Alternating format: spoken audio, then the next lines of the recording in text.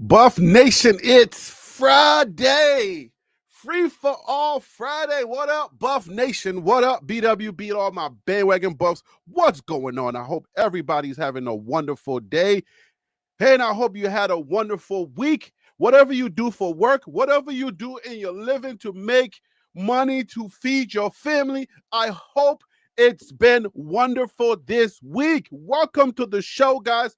We have a wonderful show for you today. Guys, we're talking about some questions, all right? This is going to be a wonderful show. A few questions, hard questions that Colorado still has to answer. Are there any questions that Colorado still has to answer from wherever it's coming from? Are there any questions that Colorado still has to answer? Or do you believe that Colorado has arrived and is ready to take on college football? Because what is the final destination? It is championship football. Are there questions that Colorado still has to answer? That maybe the winning is just masking? Is the winning masking anything, or is this team really legit? Are we building this team the right way, or do we just have some stars right now, and we're just blessed to have some stars right now? And when those stars are gone, are we taking a big step back? That's just a few questions that I got. But guys, listen, man, it's going to be a good show. I want you to interact with me today. If there are any questions, if you are a real Buff fan, a real one, not no, I kind of like Colorado. If you okay, let me put it this way. Because I want everybody to participate. If you are a fan of Colorado, Coach Prime, if you like the Buffs, if you are just whatever, right? If you favor the Buff, if you're not a detractor, I want to hear from you today. I want to make this show about the fans today. All right? I want to hear from you. What questions are in the deepest part of your soul that you feel like Colorado still has to answer?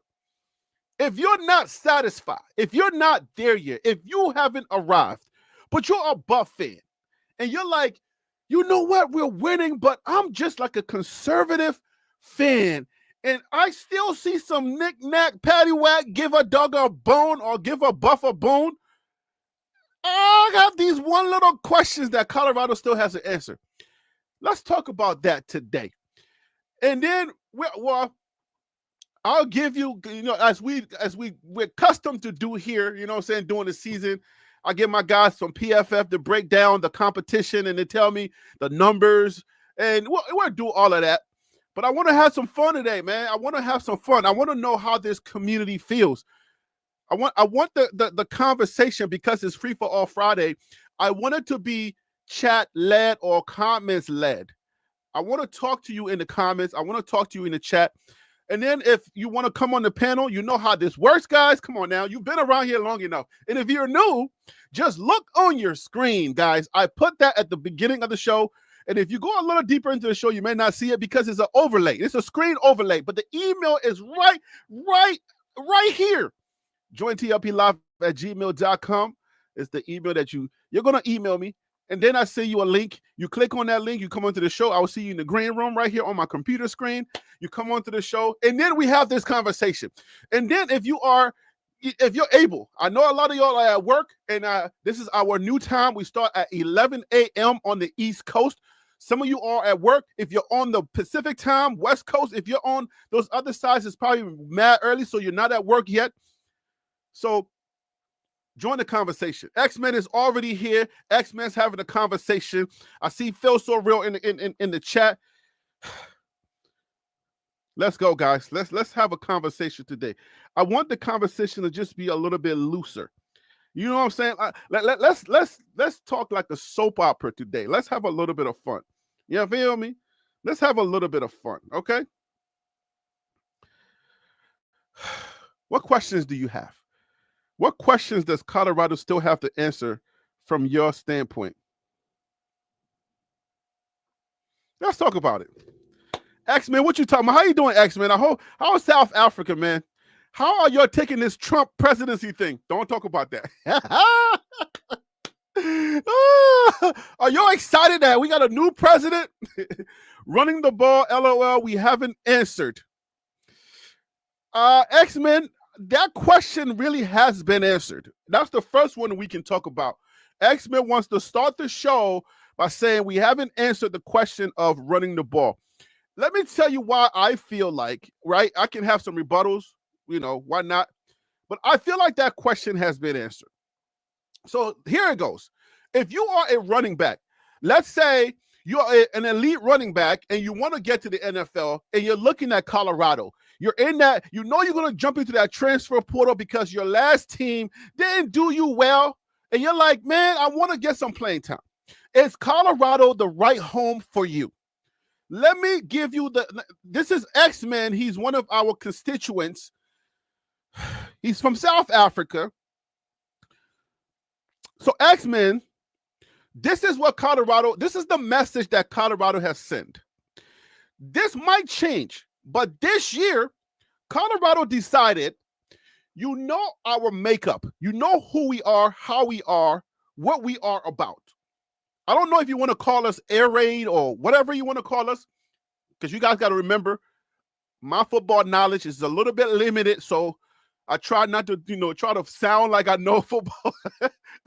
I try my best not to fake it.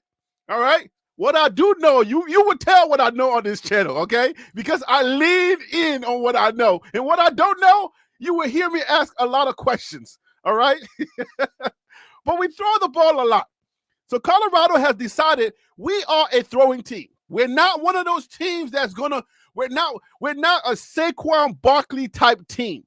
So if you are a Saquon Barkley, Ashton Genty type runner, Barry Sanders, and if you are that kind of running back, do you come to Colorado?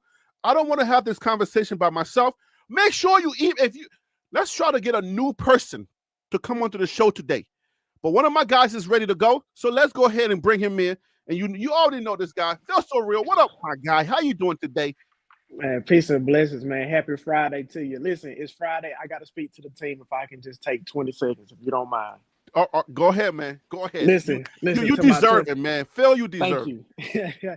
To the Colorado Buffs out there, whether you play football, whether you're a coach, whether you're a trainer, anybody that's in that facility 7 days a week. Listen, this is your Cortez moment. This is your moment to burn the ships. You've made it to the promised land. You've made it to where you've been trying to get to for so long on this journey. There's no going back after this point. So we finna burn the ships, man. At Boulder, bigger and better, new things are coming. You have no reason to not be excited, but you got to finish the job, though. You got to finish your job, but there's no turning back right now. The destiny is ahead of y'all. Go out and achieve it. So, okay, Phil. So right now we're trying to answer the question. The first question that X-Men posed, the running the ball. I feel like Colorado has already identified itself saying we're not really a running team, but we know that we have to run. So we're going to take a few snaps and establish something just so we can trick them just a little bit. I think that's their running. So that's the answer to their running the ball. Unless there's something else that is to come, I don't think there is. What is your thought on that? So I think with the run game, I think it's fair to say the run game is consistent at best, from the simple fact that we don't see them consistently run the ball.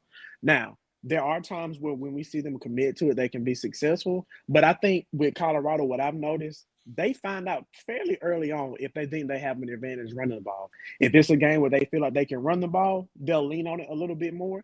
Where it's a game where it's like, okay, they haven't had some of that success maybe they're looking for on the first couple of drives, then they'll just go ahead and lean on Shedeur and let him do what he does. So I'll put it to you like this. While Colorado has shown an improvement from last year, I don't know if I can trust Colorado to win a game where they have to run the ball. For whatever reason, let's say Shedeur is just not on, the defense is no-fly zone, they're getting pressure on Shedeur. Whatever the case is, if they have to run the ball, I can't say I can 100% have confidence that they'll be able to pull the game out. Okay. All right. So is that your answer for running the – okay. Is that a CU answer or you just answering for this year? Because I feel like that's an answer for this year, not a CU answer. Oh, okay. So overall for CU, I'll put it to you like this: the team that I've seen this year, and what I think we're going to see moving forward, is they are going to make adjustments. Last year, it felt like they just kept banging their head against the wall and didn't make any adjustments. This year, they're making not just in-game adjustments, in-half adjustment, in-court adjustments. They're making adjustments on the fly during an actual drive, and I like seeing that. So if I'm a running back, I have confidence that if for whatever reason they can get it working, I can be successful. I just still don't know if they run the ball enough, if I'm a top 10 running back coming out, that I want to go to Colorado just yet. That's a good point that you just made at the end, but hold that running back thought.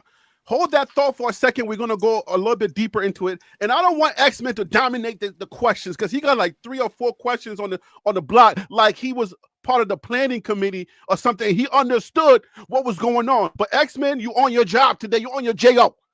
But let's talk about what's on the screen right now. He said in South Africa, there are 300 plus illegal minors.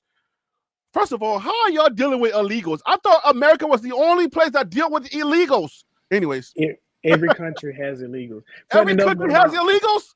Yeah, one of my homeboys is actually investing in a mine over in Africa. I can't remember what country, but yeah. Don't come to Liberia. I'm gonna seek the chapiats on y'all. Anyway, there are Google what chapiat mean. Anyways, there are 300 plus illegal miners stuck underground. CNN and international news are changing the narrative to protect those violent criminals. Daggone it, X-Men. You coming on the show to talk about this? It is Free for All Friday. What do we say about this? So let me see if I can paint this picture, because this is something that America deals with. Like when we got the Mexicans, the border czars, and people on the border. Those border states are dealing with people coming over and all of that. People eating dogs and chickens and stuff, just grabbing them off the street and just like biting their heads off. But 300 illegal, how do you get illegal miners? Like a mining company has a mine, and then they're bringing people in, and they're just kind of like they're how do you get illegal miners? I mean, it's the same way you have people coming from Venezuela and South America and Mexico and everything coming to the States. People want cheap labor. And so anywhere that you can get cheap labor, you're going to get it. And a lot of times, what's next to South Africa? What country is next to South Africa? I don't know what country is next to South Africa, but if I could put my money on it, they're getting there on a boat. I don't think they're coming from north. Oh, from Lord, north of slavery? No, man, I'm just saying, like I'm pretty sure like they're getting in on some of the shipping yards. They're hiding them in freights and stuff like that. But I don't know. That's just me making a guess. I really don't know. A few more seconds on this. We're not going to spend too much time on this, but a few more seconds. You know how we can tell our illegals in this? Zimbabwe. He says Zimbabwe. But you know how we can Mozambique. Okay. You know how we can tell our illegals in this country, right? You know where I'm going with this, right? We can tell who's illegal, who's not, for the most part, and who has to fly in a plane and go through the regular immigration process. But listen, I got TSA clear, baby. I ain't got to do all that. I'm not with y'all lowly folks. I just walk right on through. I'm just saying, you can tell. Like if you wanted to really be a racist, or you wanted to be like really bad, you can literally point to a Mexican and say, "Are you?" Listen, I'm gonna say this, and then we got to get off this topic. I have a very, very close friend of mine that married a Mexican. I cannot confirm whether or not if he is legal or not, but they specifically said they voted for Trump. So because she got a couple of Mexicans he can send back. And I was like, yep, you signed up for it. Okay. All right. With that being said, how do you look at all of these black dudes or gals and say they're illegal? How can you tell? How can a South African tell that another black person is illegal? That's going to be a very hard thing. Like, how do y'all tell? Like, do they have to do that clicking thing you do in South? If they can't click, they're not part of the click. Anyways, let me leave this alone. I think I'm trying to get into trouble. Oh, okay. So X-Men also asked the question about Staub. The CU use their backup QBs, LOL. When they put Staub in, they just use him for taking knees and running plays. Listen, I am a Wait, firm you rather believer. go to Staub? He has a couple of questions. I think X-Men just going to run this show today. Let's not take. Oh, He's that's asking question number questions. 2. You was right. You're right. Yeah, Staub is yeah, that's question number question number 2. two. And Okay, so I just want to use this moment to brag on Alabama and talk ish about LSU for a quick second. go ahead. You got the room. Go ahead. Thank you, man. Hey, Harry, you my dog, man. I don't care what they say about you. You my dog. Whatever they're saying, I don't want to hear it. Hey, and whatever they say, I don't believe because I know who you are as a person. So damn what they got to say. You know what I mean? And that's for real. That's for real. Hey, they might be right. That's why I don't want to hear it. Hey, but I'll tell you this though, a hater would tell the truth about you quicker than your family will, though. That's what I'm saying. Especially a hard truth. Man.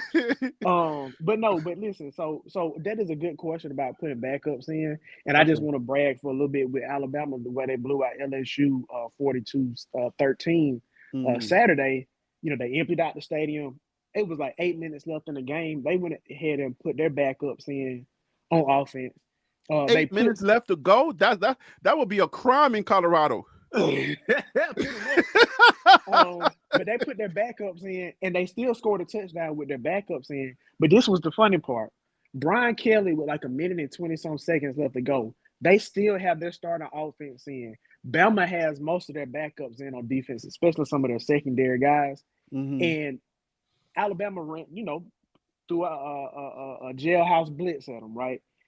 You see Brian Kelly literally mouthing to the referee. He's saying it's 2 minutes left and they're still rushing 8. Bro, you got your starters out there. Why aren't they going to try to actually still do good? They gave up a touchdown with 30-some seconds left to go on a true freshman corner. So how excited can you be about that score? But I saw. Wait, you said he was mouthing that to the refs? You can read his lips. He was saying it's 2 minutes left and they're still rushing 8. Basically saying why are they still playing hard? But you got your starters out there. So if your starters are out there, even if it's a backup, they're gonna play hard against it.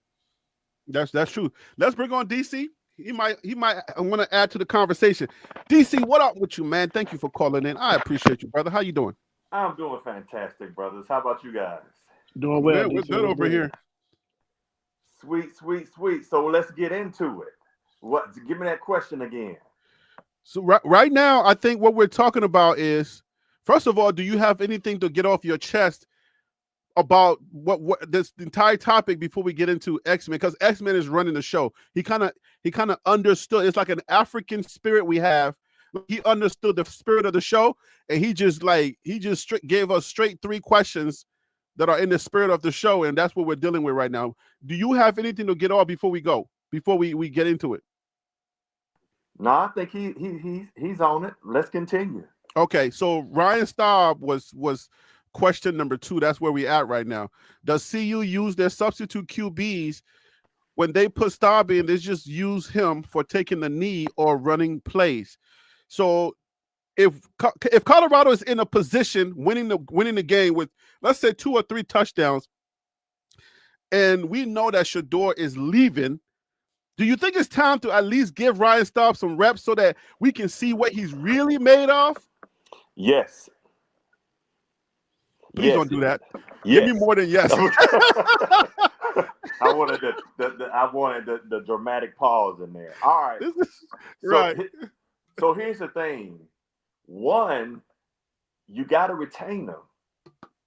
You got to be able to do something to kind of retain them. And if you're retaining him, you at least want him to have some game reps. 2, that's if you want to retain him. Okay. If. Okay. Well, yeah. Because at the end of the day but see, he's got to also understand he's got to play the game too and say, okay, if I'm not getting no reps and y'all up and we in the 4th quarter or stuff like that with 5 minutes left and I'm not letting you get valuable reps, then you got to now start going. He's got to go, well, dang, man, I ain't going to get in. And then who's to say if they get somebody else in? So that's that retention. He's got to think about with Staub, and they got to think about. The other thing is, but hey, today's a question show. So did we just stumble upon another question within that question? A question would be: is Colorado interested in retaining Ryan Staub? You don't have to answer that one right away. I don't go think ahead, so. continue on this one, but I think that's a question within the question. Is Colorado even interested in retaining Ryan Staub as and developing him as a starter? No. I'm just gonna be honest with you. You think after Shedeur, you're gonna put Staub out on that field? I don't think so. I think you're gonna go into the portal. So at the end of the day, you probably wind up losing Staub. But the other angle I was gonna hit at is that, if you're planning on going to the championship game, you're planning on going into the playoffs. So now you got to start saying, because Utah's going to come at him this weekend, Shedeur. When do you give him some rest? Because I know folks, and we'll eventually get into this, because you said some hard questions, is when you start getting into the playoffs, you're not going against no Big 12 Texas Tech. You going against folks that flat out, you got linemen that can run as fast as some receivers.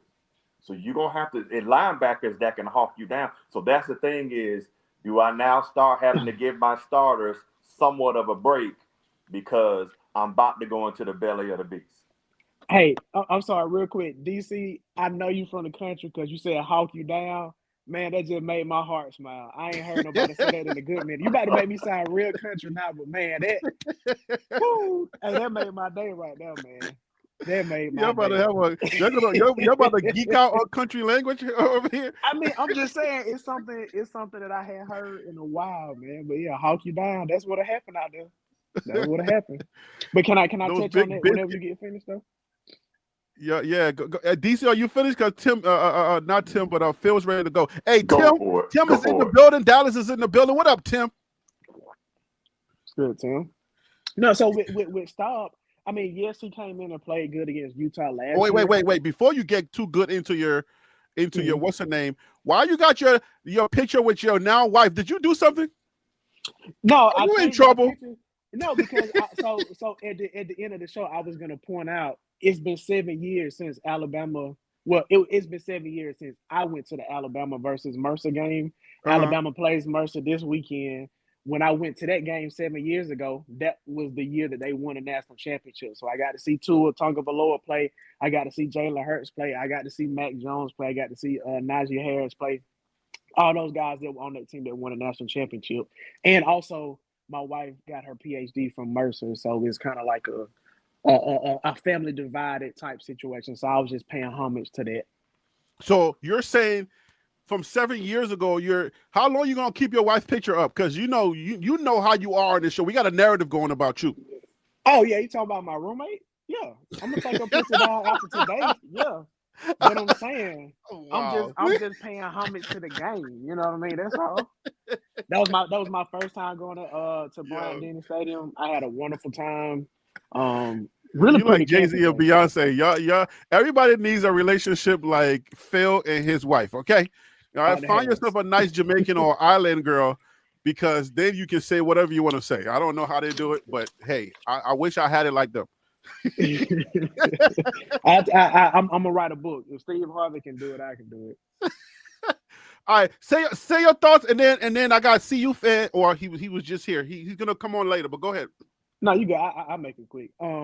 So I think with Ryan Staub, I think that if I am in his situation, obviously he knows better than anybody, but I don't know if I want to stay with CU next year, just because I don't know if I'm actually going to have a real chance, especially if Colorado was able to get Juju. I think Juju is going to start. But it just feels like Colorado is so unwilling to put their backups in. I just don't understand it.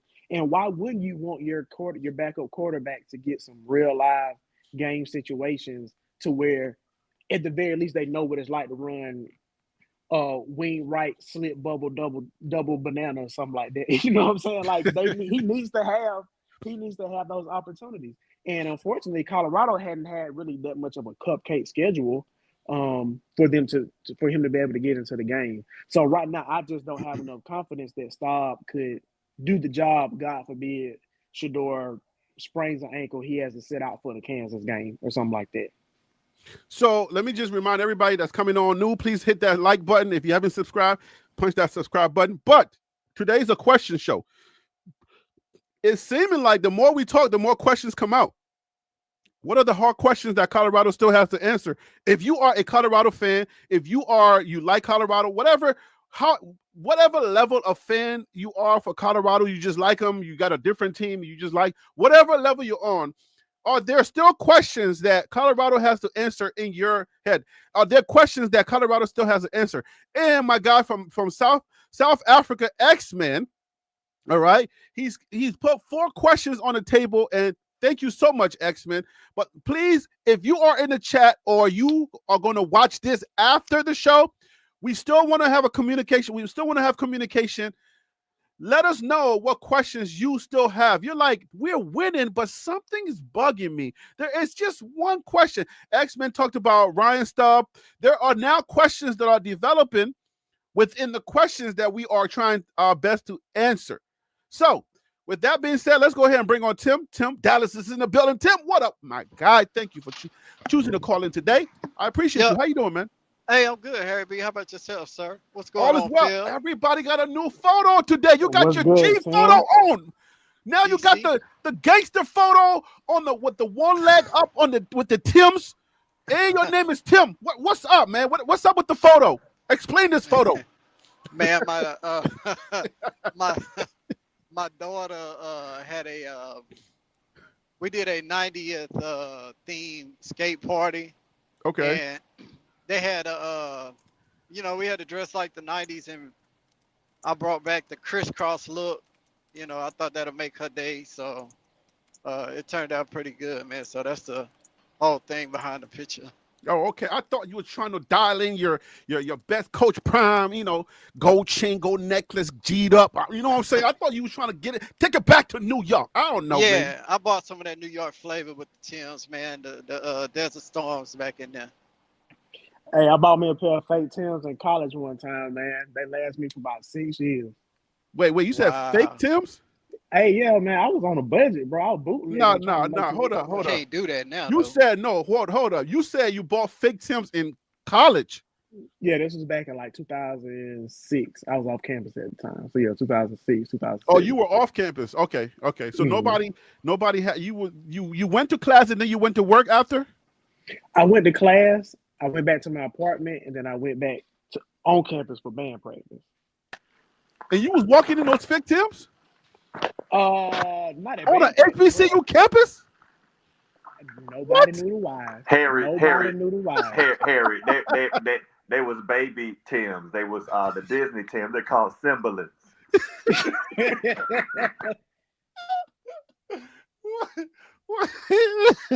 Did they have the tree? Did they have a tree on it at least? No, they look legit. I think it was like the root just looked a little funny, but it was always covered up, or the flap was down, so you couldn't see it no way. Like, trust me. It was not an oak tree. It was an oak tree or. Hey, look, I'm from Georgia. It was a peach tree. It was a peach tree. Oh, yo. Thank God for your sideshows. All right.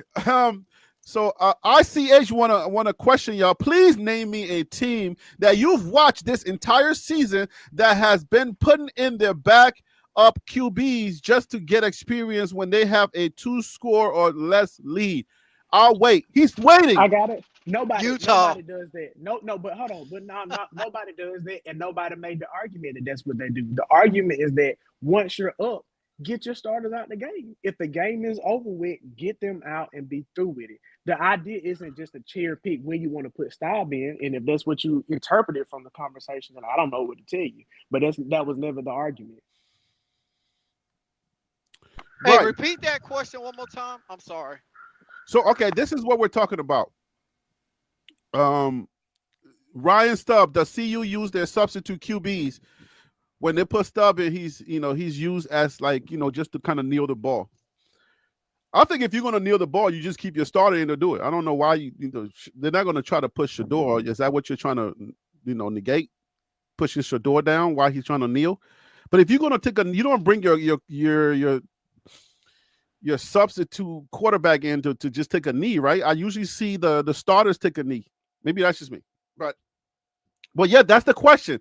The question is, does Colorado need to, if they have an investment in Staub, should they start developing him if we're up? That's the question. Yeah, I mean, if you up like if you up like 21 going into the fourth quarter and your defense is playing solid and they can't do anything, they can't run, they can't pass on you, why not let him get out there and get some game experience? But if you just leaving Shador out there, that says a lot. That would say a lot to the player from the outside looking in, that you don't really have a desire to play him. Honestly, you just really got him there for depth, but that would have to be a decision that if he really want to play or not to move around. Bigger programs like the Alabamas, your Georgias, and whatnot, right? Like when you get teams are always trying to stack quarterbacks. Y'all can tell me. Maybe I'm new to this game, so y'all tell me when a team goes out and get 2 5-stars or get a 5-star or 4-star, what is the plan for the 4-star? So I put it to you like this: I can only go based off of what I see from Bama because that's the team that I've followed the closest. But I think the same will be said for most teams. Your 5-stars, a couple of them, you actually have an expectation that if they're not starting, they may be able to make a contribution to the team, be it on special teams, maybe like, the number 4 receiver, maybe he can get in a couple of plays here and there, maybe a D lineman that's in the rotation, something like that, right? Your 4-stars are probably like, hey, they will play in 3 or 4 games, but we're going to redshirt them, see what happens next year. But I will tell you this: any coach that sees a 4-star, 5-star, 3-star, no star, they see them, but they can be effective and make their team better, they're going to put them on the field regardless. So once you get on the field, those stars go out the window, and it becomes all about, are you going to be a person that's going to make this team better? And if you're going to make the team better, it don't matter if you a 0-star or a 5-star. So let me ask you this thing: is that we talk about points? Did Staub play during the UCF game? Mm-mm. Could he have played during the UCF game? I don't remember the score of the I game, thought he but did, though. They didn't put him. I thought Staub was in the UCF game when they were up. That wasn't Staub that they put in? I don't remember seeing Staub in. So that's the question I'm asking. I'm going to go further. Could Staub have played the Arizona game? He could have had some snaps to find out, to see based off of how they were playing. That's why I said what I said earlier. Right. Yes, he could have went in and showcased what he could do in that moment. Right. So that's the kind of thing it's saying, is that we can't say that there weren't opportunities for it. But better yet, could he have gotten in at the end of the Texas Tech game? He could have got in the Texas Tech game. Okay, you know what? He had 1 pass against Arizona. So at the very least, that means he did get in the game. It looks like he probably was just handing the ball off, like X-Man was saying before. Maybe it was like a 3rd down, they needed to pass the ball. But it looks like he at the very least did get into Arizona. But I think to your point, DC, is it shouldn't have to be that drastic of a blowout just for him to get some run in the 4th quarter, if I'm listening to you correctly. Right. So, like, an X-Man is saying, well, Staub beat the Utes last year. No, Staub did not beat the Utes last year. Staub lost to the Utes last year. I got folks to say, well, hey, Travis scored 2 touchdowns that the refs didn't see. But on the other end, you have to consider is that they had a whole bunch. They were putting in freaking parking lot attendants for Utah because everybody was hurt. So I get what you're saying, but at the end of the day, is we can't go, okay, well, that you were not playing a full strength Utah. Here's the point. Phil said something about like putting in backups, for Bama putting in backups in LSU in that environment. that is huge for retention, and it's huge for it allows the coaches to see what people can do. I love when people say the goalpost is moved. I love it. I love when they say the goalpost is moved, especially when they got to freaking crane themselves. I love it. So let's cook with that. So at the end of the day is you have to I don't think they understand. I don't think the Texas Truth understands what's going on. no, let me just remind the Texas. Okay. Let me remind everybody what's going on. What we're talking about. Today's a question show. If you are a fan of Colorado, are there any questions that you have in your head, in your mind? You're like, we're winning, but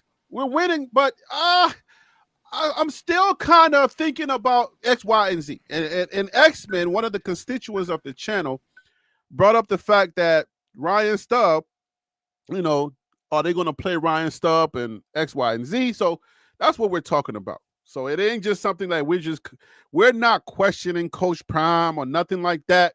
We're just answering the questions that are being posted. We want to get your questions, the Texas Truth. What are your questions? Are there any questions, or has Colorado checked all the boxes for you? That's what we're talking about. So don't come in with that energy like, oh, here we go again. We're moving the goalpost.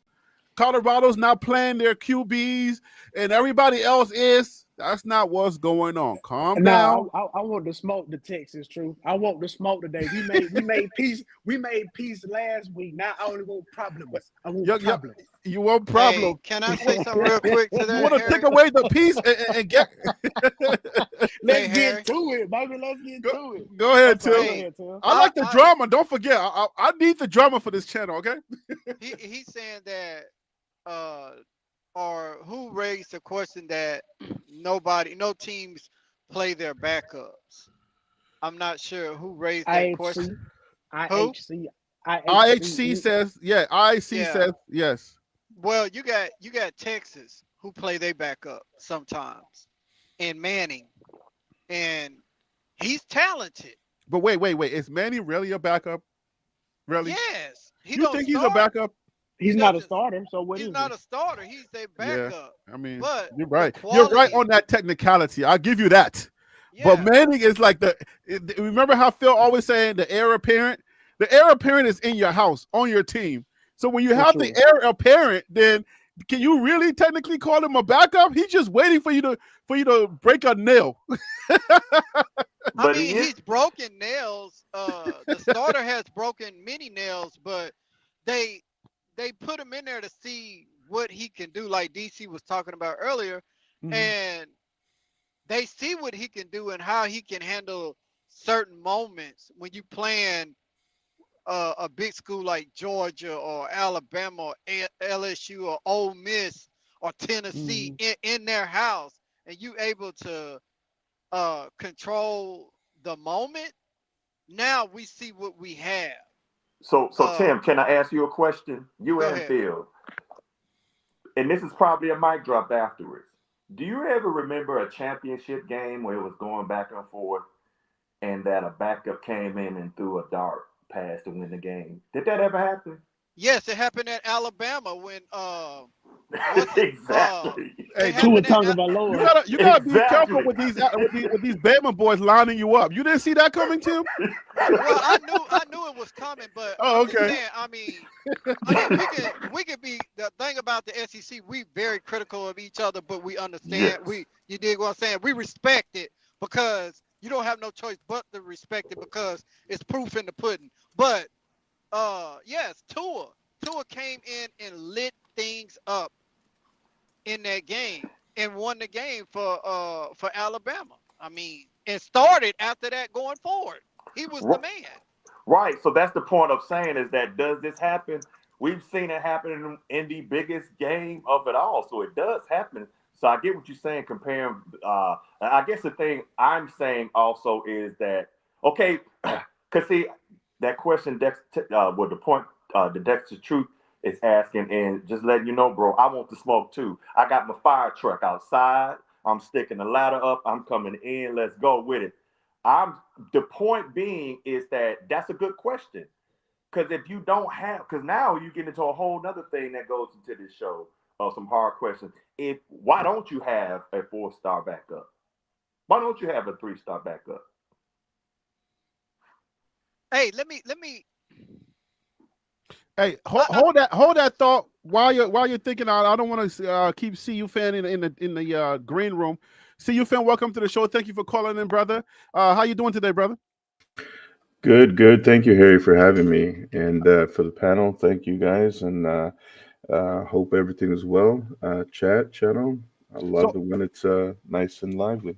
I don't know if you've been listening or you've been paying attention, but today's show is about questions on the panel, or it can come from the fans that are in the chat. If you are a CU fan, what questions do you feel like Colorado still hasn't answered for you? What are the questions that you're like, we're winning, but I still want to know? We started off with the run game. Is CU going to run the ball? X, Y, and Z. So we're just asking lighthearted questions today. It could be lighthearted. It could be something that you're like, dang, I still want to know X, Y, and Z. So that's the spirit of the show today. It is Free for All Friday. And we've been talking about cover photos. I see you got your cross on there. And last night we had a show on the Billionaires Mindset. So is that why you put your we was talking about election results and Christians versus the evangelicals and the Latinos for Trump? Is that related to the cross you got on there today? Well, I definitely wanted to, I heard you say that everybody's got a new picture on, and I said to myself, you know what, let me put my picture on there, because that's my representation of who I am. So I wanted to put it up there. And yeah, I wanted to make a little everybody aware, that Jesus is Lord. This little light of mine, I'm gonna let it shine. Okay, man, I'm glad you're lighting your light shine. It's all good. You know what I'm saying? I'm gonna take some vocal lessons on that, but it's all good. I want to say shout out to hey, Wild Dog, when you're coming back to the panel, man, stop playing with me, Wild Dog. Fix your computer already, my guy.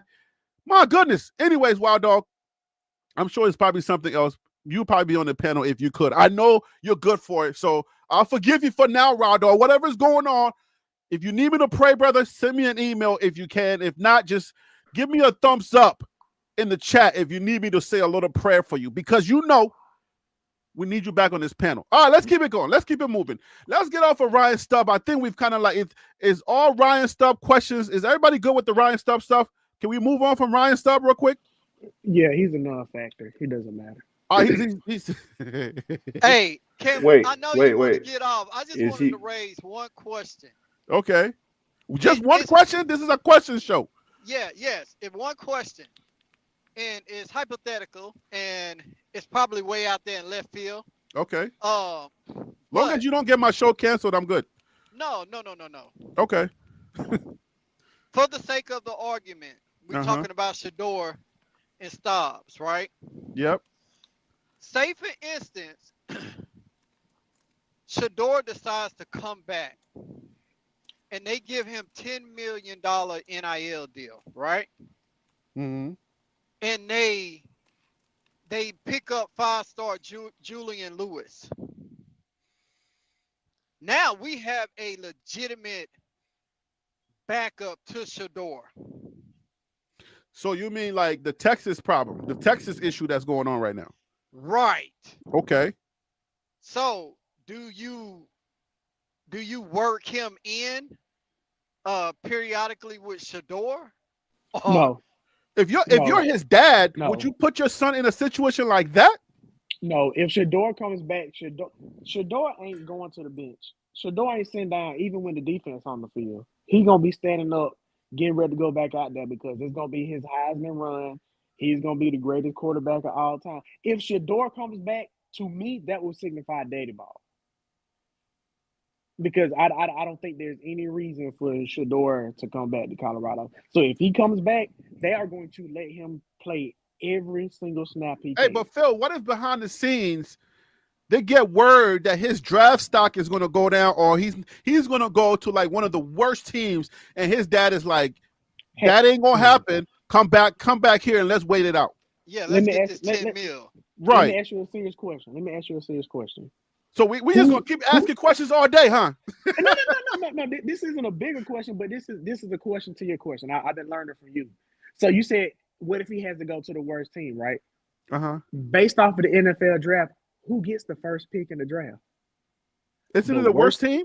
Yeah, yes, exactly. So he's gonna go to a terrible team. I can use other adjectives, but I'm not because I want to keep it clean. He can go to there are going to be terrible teams. But how do you know? Draft. How do you know the worst team needs a quarterback? Because sometimes the worst team just needs better wide receivers, better special team. True. That's true, right? And that's what I guess ultimately my point is. You don't want Shedeur to be the number one draft pick. Maybe he can be the number one quarterback that gets drafted, but you want to see him go into the best situation. And Deion has already said he'll step in if he feels like he needs to. And I have no issues with using that type of nepotism to get your child in the best position they can be in. But let's stay on this Tim question though. Juju has a decision to make. He makes a decision to come to Colorado, and then for some backdoor reason, I don't know. I will call it a backdoor reason because, for all intents and purposes, we know that Shedeur is going to the NFL. But Tim brings up a question. He wants to know, it's on his heart. If Shedeur comes back, we got a Texas situation. Who starts? Well, first of all, here's my question: does he still have eligibility? Yeah, grad school. He's a senior. Yeah. You will get 2 years of grad eligibility, just like Shiloh, his brother. I see no purpose I really in don't coming back. understand why we're entertaining this. I just don't think there's any. It's not happening. And if it does, it's Shedeur okay. starting. Period. But you want to entertain the fact that Coach Prime may not be here next year? Is that fair, Phil? Yeah, if Brian Kelly gets it's fired not plausible LSU, to think the same thing. If Brian Kelly gets fired at LSU, Deion gonna be in Baton Rouge before the Rooster crows 3 times. No. Deion Sanders is not leaving. Deion Sanders is not leaving. Not going to LSU. Hey, if Timbuktu NFL team wants to select Shedeur, he might be back in Colorado before the Rooster crows. Hey, Phil, I did hear from a little bird. Nick Saban may come back to LSU. Wait a minute. So I've actually heard that, but the only thing is, why would you do that? I feel like Miss Terry is having too much fun, like traveling with him for these game day situations. And if Miss Terry say it ain't happening, guess what? It ain't happening. Hey, but how come he can't be like you? This is your kingdom. I don't know. That's however he wants to run his house, he can. But it's with Nick Saban. Nick Saban going to a different team is like saying Bill Belichick is going to a different team. Nick Saban started off at LSU before he went to Alabama. So he won a national championship in LSU before he went to Bama. Well, that's the same thing. Well, okay. Bill Belichick didn't win a championship, but he started out in Cleveland and moved to the Patriots. And he made his name at the Patriots.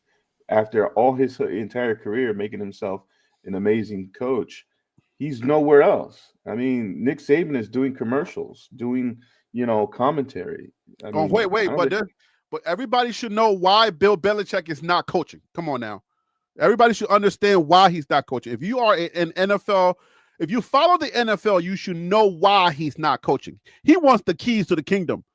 And who's willing to give the keys to the kingdom? That's why Coach Prime only got limited options. Because he needs the keys to the kingdom to do what he does. Does that sound crazy? There's only one team that will give him that, and that's the Cowboys. No, the Cowboys not going to give you that. The Cowboys ain't giving you the keys to the kingdom. Not with that old white guy still breathing. Are you kidding? He's doing the marketing. He's the one. He's your GM. Your owner is your GM with the Cowboys. Jerry Jones is the owner, the GM, the head coach, the assistant coach. Right. So where are you getting the keys from? Ain't nobody giving him the keys. If Jerry Jones wants to win, he's going to do that.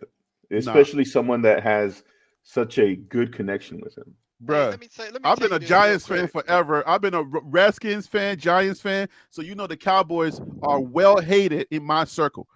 There is Hey, no way. If you know the Cowboys, like the Redskins fans and the Giants fans, if you know the Cowboys like that, you know for sure that Jerry Jones is not giving up anything just to win.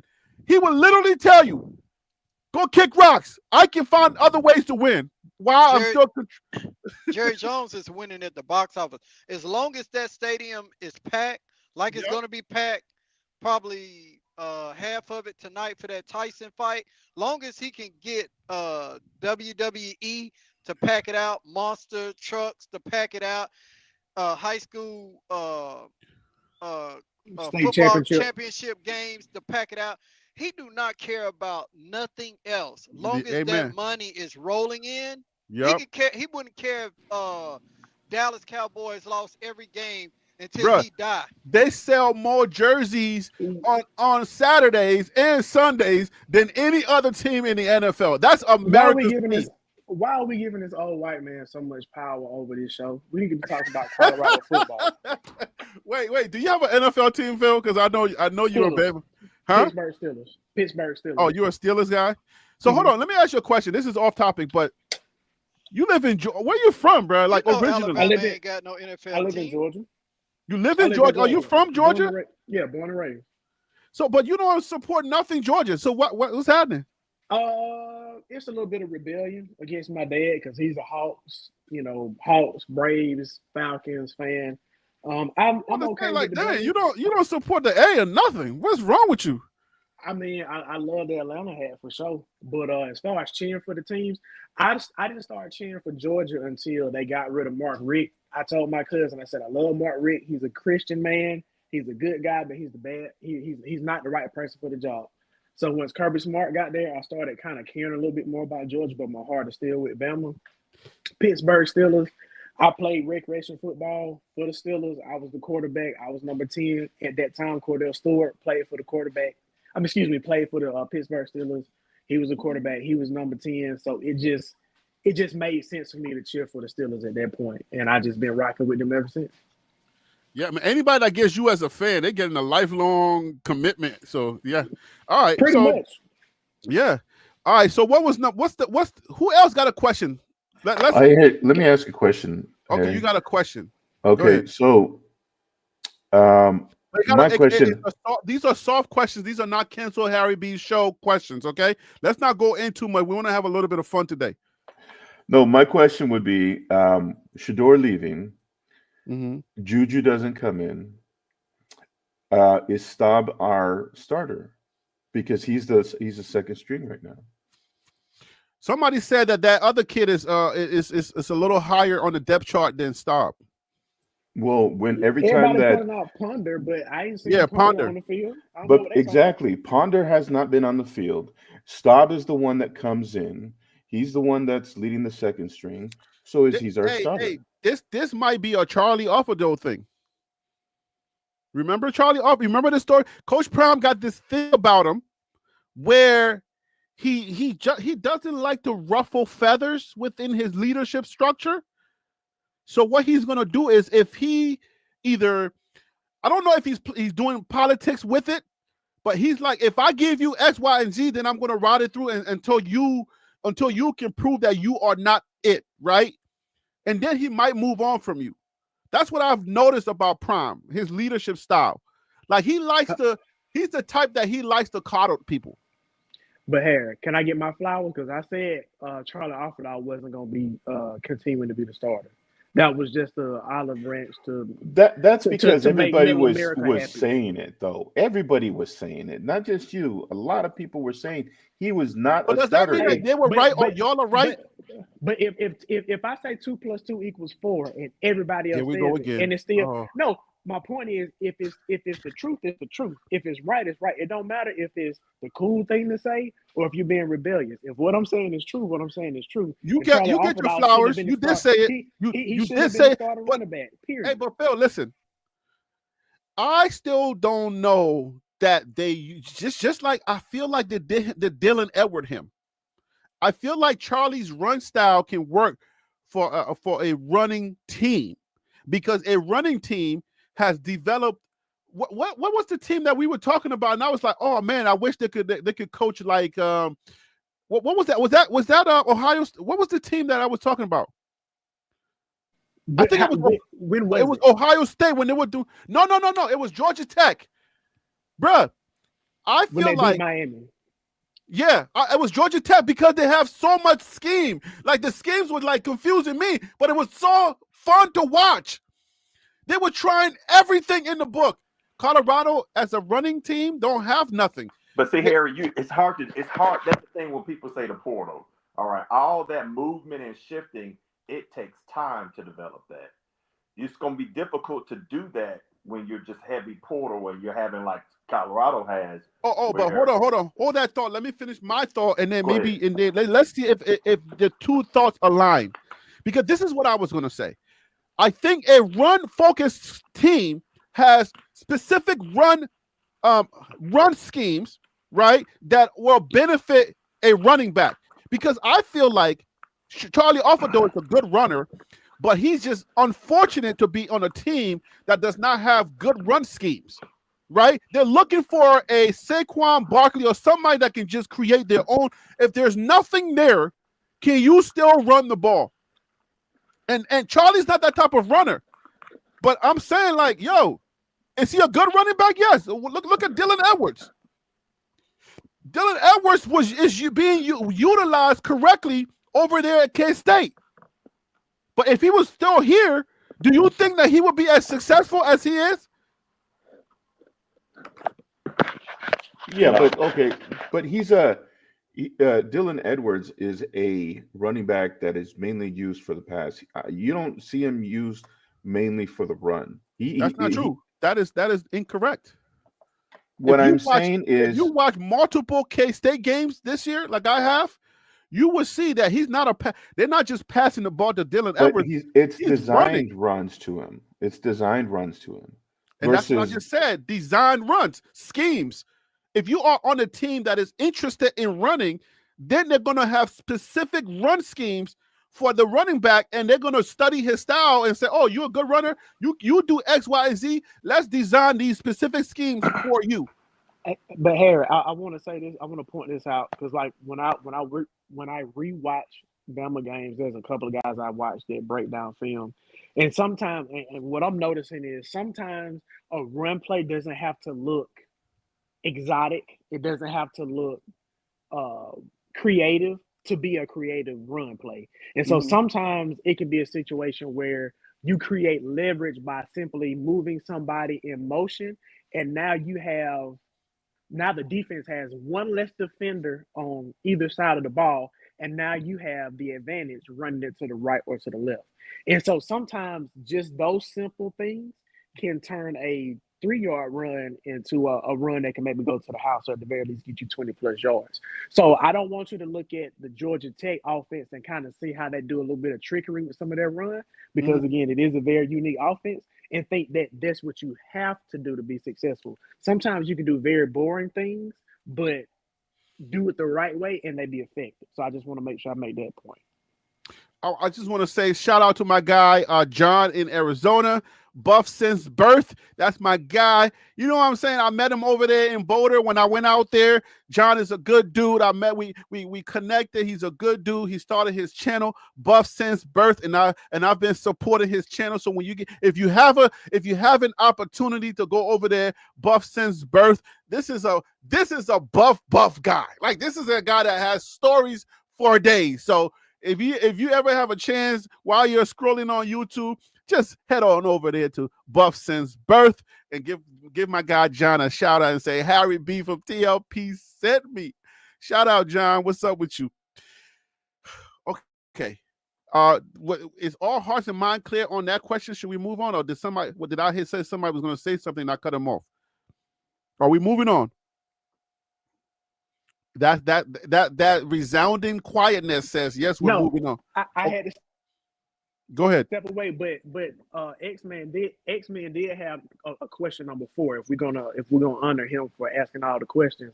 We are gonna honor him. I was actually scrolling. I'm scrolling to try to see if I can find it. It was I already got it copied and pasted. okay. Copy that. Go ahead.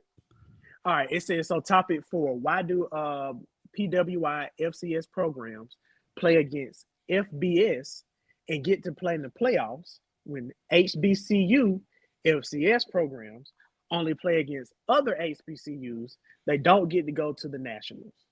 I can go ahead and explain Is that. he But thinking that this is a good football show or something like that? Why would you ask a question? Anyways, go ahead. Go ahead. no, so it's pretty simple. The PWIs are predominantly white institutions. They play against FBS schools. So do HBCUs. They play against FBS schools.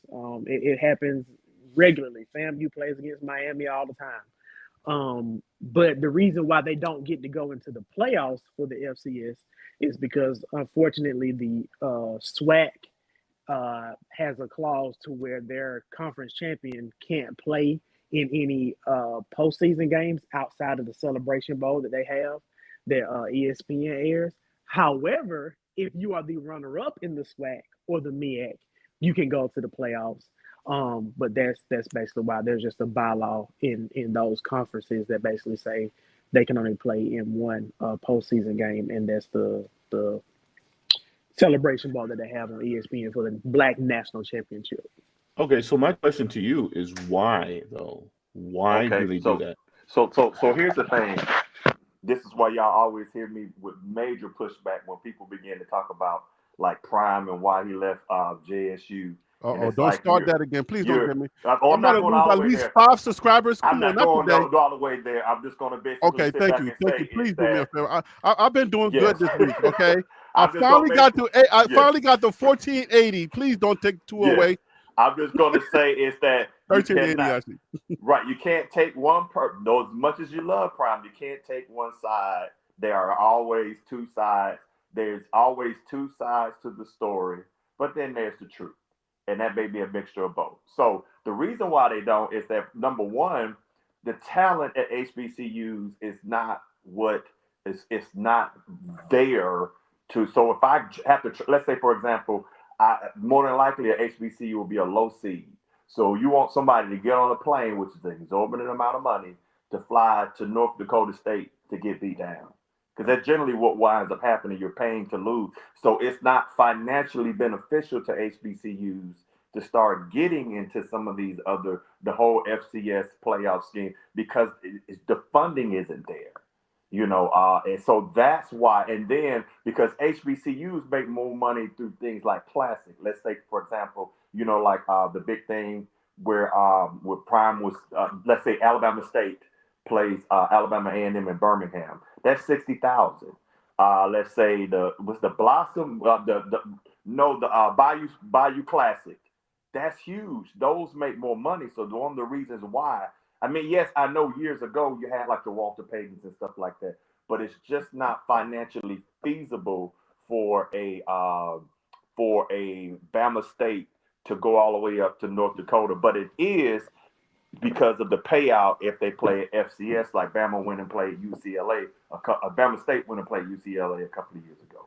That's how it works. So again, the big thing is it is not financially feasible for the HBCUs to compete in the FCS playoffs because of the travel cost, and that most of the fans are not going to travel. I mean, yeah, because they're black and they can't afford it. But see, I didn't want to make it out like that. But I'm gonna just say this: the reason why on the books they don't do it is because simply they have a bylaw in the conference thing that sets it up to where the conference championship, the conference champion has to play in that Celebration Bowl. Now, everything else DC said might be the reason why they made it out to be that way, but as far as what's on the books, that's why they don't play those. They don't play in those playoff games. But FAMU used to play in them for sure. Georgia Southern used to play in them all the time. So yeah. So let me ask, why can't we have the lower divisions championship champion go into? I mean, if you win, you can go into, like, you can play the next level. I mean, Why can't we do You that? mean like a Premier League type situation where teams get like relegated, or like a team gets promoted from a lower league? Yeah, I mean, what? I mean, if you're the champion of that division, why can't we see that go into like Division One or something like that? Well, because there's more red tape that goes along with it. Like to be a Division 1 school, like you have to have so many seats in your stadium. You have to have so many hotels near your school. You have to be able to sell so many tickets for your home games. You have to be able to guarantee so many fans will buy away tickets. There are a lot of guardrails in college football that prevent schools from going up from Division 2, what it used to be, FCS, to go up to FBS now. So it's just a lot of red tape. So just because a team like North Dakota State can dominate the FCS and win national championships over and over, that doesn't mean they have the infrastructure to then be a FCS program. FBS, you mean? You know what I mean? So yeah. Okay. yeah. To go All up in competition, let's just put it that way. To go up, they don't have the infrastructure to go up. So yeah. So I've got this graphics up. I've had it up long enough. Let's talk about this graphics. It is question day. All right. If you got your questions, put it in the chat, okay?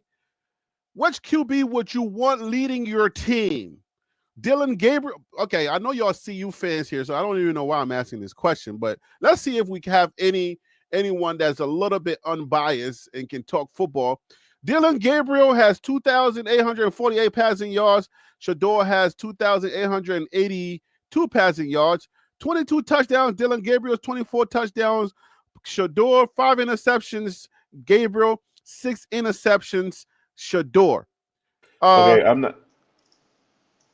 Let's go with CU fan first. Okay, thank you. I'm gonna go with Shedeur Sanders, and the reason I'm going with Shedeur Sanders, and I'm not trying to be What biased. a surprise! CU fan goes with Shedeur Sanders. I'm shocked. Go ahead. Continue. I'm shocked too. I'm very shocked right now.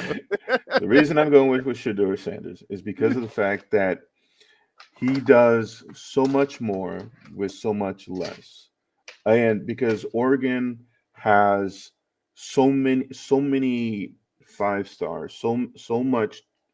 Gabriel is protected. Gabriel is given more with what he has. And to me, when you have a lot less and you can do what Shedeur does, that is something that I'm looking at. Like that is why he's going #1 quarterback, not #1 pick, but #1 quarterback in the NFL next year. And I believe Shedeur deserves that. So I got a question. I got Can a I question say for something, them. Harry? Go ahead, Tim. I just got a question for CU fans. Well, go ahead.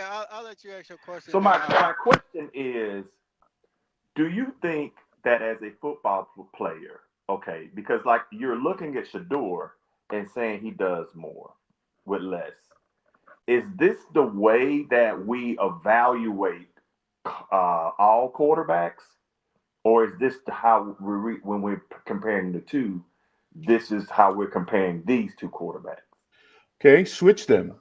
Put Shedeur in Oregon and Gabriel in Colorado. You think they do the same thing? Well, that's a hypothetical. I think that's what I'm saying to you is that who's to say if I took a quarterback, let's say at UTEP, and put him at CU, that he wouldn't do better than Shedeur? It's like I said, it's a hypothetical. I'm not doubting what you're saying. I'm just asking, trying to get a frame of how are we rating all quarter? Because basically what you're saying is yes, because Dillon is successful because he has a better team than Shedeur. Which, by the way, that's gonna catch you when we start talking about playoffs. If you're gonna say okay, well, yeah, but okay, but here's the thing. What did the greatest quarterback in the NFL history ever do? He said he needed players to be able to pass to. He got wide receivers that were able to pass to. He uplifted so many wide receivers to become great wide receivers. And to me, that's exactly what teams do. Is in this case, Oregon has an abundance of players that Gabriel can pass to and the protection. I mean, Tom Brady wouldn't be as good as what he was if he didn't have the players that he needed. Look at what happened. Why did he leave? Besides him bickering with Belichick, but why did he leave? Because Belichick wouldn't give him the players that he needed. He was starving for players that he needed. It's the same thing here. If you don't get the players for him, he's not going to be able to do it. CU fan, but the beautiful Hey, thing and what Eric, you're pointing out is the coach has to do their job with surrounding the quarterback with the best players. Do you You're have right. faith that do you have faith that Deion can do that? That's what it boils down to. Or do I- you have well- faith that Deion has done that? Because if you're saying that Gabriel has a better team, are you saying that he has better wide receivers or just a better line? Overall, and I'm talking about protection. I'm talking about wide receivers. I appreciate the fact that you're willing to admit that Oregon is a better team than Colorado because most people can I won't. say So I something? thank you for Yeah, that. let Tim get in here. He's been itching to get in here. So Yeah. go ahead, Tim, and then I have a question. So your question, and I want to make sure I understand it right, is who's the better quarterback? No, this question is very simple. It's right there on your screen. Uh-huh. Which QB would you want leading your team? Okay. It ain't mine. It's Rivals question. So I'm Right. just taking what Rivals put on Twitter. Going into based We're off gonna look at what other people said on Twitter too. So go ahead. based off of each other's conferences and the way that they're playing, going forward, I would lean a little bit to Gabriel over Shador. Sinner. And my reasoning for that, Shador holds the ball entirely too long. That's number one. Going into the playoffs, if they make the playoffs, right? I'm just using this comparisons. So I would rather go with Gabriel because he's gonna get the ball out. He's gonna throw the ball away. He's not gonna run around with it for 5 or 6 seconds and he don't have anything. He's gonna throw it away. Number two, he gets the ball out of his hand quickly. 1, 2, it may be gone. Or 1, 2, 3, it's gone. So I like that factor over Shador. But I would have pushback on they have better weapons than Colorado. Colorado wide receiver core is one of the best in the country. So Oregon's wide receiver core ain't better than CU's. But those two reasonings is why I would lean because everything else matches up. So I would just say those two things is why I would lean toward Gabriel. So basically you said that holding the ball was your biggest thing? Yeah, holding the ball too long and his release time. So the offensive line, yes, it plays a factor, but the quickness of him getting the ball out and down the field versus the time that Colorado gets the ball out of Shador's hand down the field, that plays a vital role on wins and losses. Well, Tim, I'm curious if this is that we're saying if Dylan was at CU, he wouldn't do as good. Well, can we say that Dylan has played better talent than Shador has? Yes, That's That's a good question, He D. has That's a played. great question. Right. He has played because when he was with OU, he was playing the Texases. Exactly. So that's my thing is to say if you're going to sit back and use the comparison, if he was on a better team, I mean, if Shador was on a better team, it would be something. You also have to, the numbers would be higher. You also have to understand what Dylan is going up against. And they're number one and they've played top ranked teams. Which top ranked team did Colorado play and beat?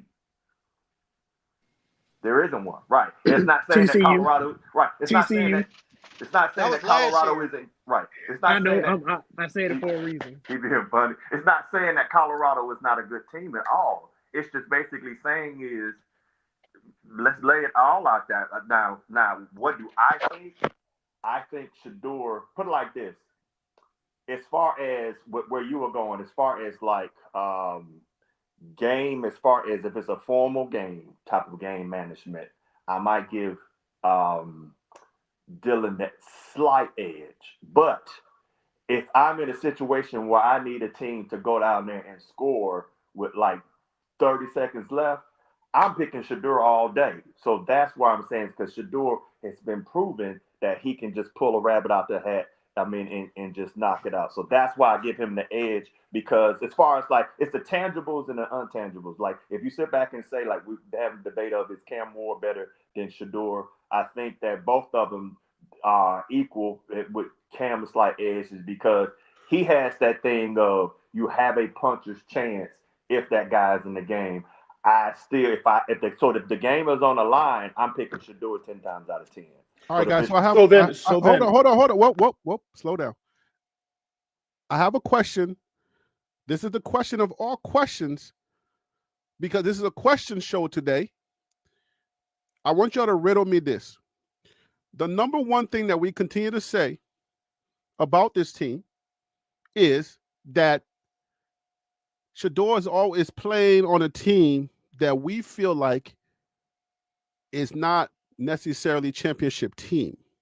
So if we feel this way, then here's the question. Are we ready for everything that we're hoping for? You can't have it both ways, right? You can't have your cake and eat it too, right? Because we keep saying Shedeur plays, he's doing more with less. So the less has to do with his offensive line, the run game, the coaching staff. Everything at Colorado is not ready for this platform that we are headed to. Or are we ready? Then if we are ready, then how can we keep saying less? So we can't have it both ways. So that is the boom, boom, boom, boom, boom question. Are we ready for where we're headed to? If it's always less, and if we're not ready, then how do we get ready? Who you start with? I'll start with you. Start with Phil, because he didn't get to answer the last question. Phil, this is not a gotcha question, right? Because that's what, like, even if you look on some of these answers that I've been scrolling on, right? Colorado fans are always saying, like, look at Colorado clock right here on this answer. The one who has done more in less games and doing it with the team that's supposed to have 4 wins and finish bottom in the, like, people are always saying Shedeur is doing more with less. So if we have less, then how can we compete with the best of the best, which are going to be the 12 teams in college football?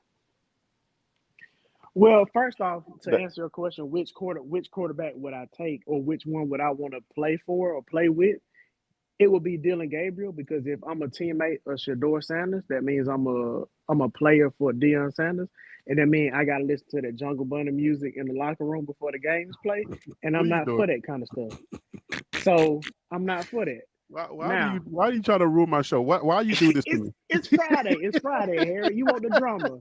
You don't want peace. You want problems. So I'm trying to give you problems. I said it was going to be a fun show for the fans, and then here you come. I don't know if you had some jinxing or whatever you need. Please take it. Okay, let's end on a high note. Okay, I got you. Okay, so serious question. I think based off of the answers that people are saying, if you're going to acknowledge that Shedeur has done less with more, then that means Dillon Gabriel has done less with more, if that makes sense. So if you're going to acknowledge that Colorado's team is not that good around Shedeur, then I can't sit here and believe you and think that you're making a prediction in good faith if you were to say that, oh, I think Colorado can beat Ohio State, can beat Oregon, can beat Bama, can beat Tennessee. If the only way you can praise Shedeur is by demeaning the people that are around him. But then when you want to praise the team, you want to praise the people that are around him. You can't have it both ways. You can't have it both ways. You see what I'm saying? Either the people around you, either the people around Shedeur are like a B minus, or they're gonna be an A minus. It's Right. either or. You can't Because pick and Phil, choose when you want to make your point. If you ask Colorado fans if they can win a playoff game, or do they think that we can go all the way, it'll be a resounding, oh yes. Well, if that's the case, then why are you always saying less? Then how can we have less? But you're thinking that we can beat a Texas or Ohio State or an Oregon this year. Like, how can that be? Like, how can both things be true? I know we say two things can be true on this channel, but how can that be true? Then what is it that we're leaning on? What is less? The argument should simply be Shedeur is the better quarterback because he makes better decisions. He can throw the ball this far. He does this. He does that. Don't say he's done more with less, because that's not going to help your argument when it comes time to actually talk about whether or not Colorado should be considered as a team that could make some noise in the playoffs. Because again, if you're going to tell me that Colorado is going to win the conference, that means they are a playoff team and they need to be judged just like every other playoff team, Deion Tax or not. Hey, Phil, right. And look at Papi Chulo on Twitter. I'm scrolling as you guys are talking. I'm scrolling on some of these answers so y'all can read some of these. Shedeur able to do it without the best team around him. I guarantee you, if Papi Chulo was a Colorado fan and you asked him, hey, do you think Colorado's going to win out? They'll say yes. Okay, even with a great. Go ahead. That to me, that's you're delusional. You're a delusional fan. You know, because do I think they have the talent to win the Big 12? Yes, without a doubt. Do I feel like they can compete with the teams that they already have mocked playoff bound? No. Talent wise, they don't. It's not there yet. Physicality as a collective, they're not there yet.